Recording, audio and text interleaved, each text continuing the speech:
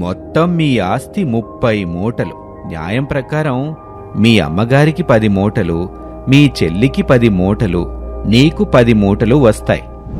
మన ఆస్తి మొత్తం 300 మూటలు. ముసలిదానివి కాబట్టి నీకింత ముద్దబడేస్తాను. నువ్వు వాటా కోసం రాకు. నీకు పెళ్లి చేసి పంపిస్తాను.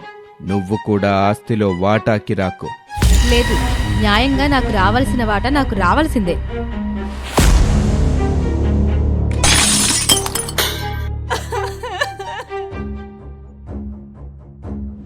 దయచేసి మా ఇంట్లో కూడా ఆస్తిని వాటాలు వేసి పుణ్యం కట్టుకోండి.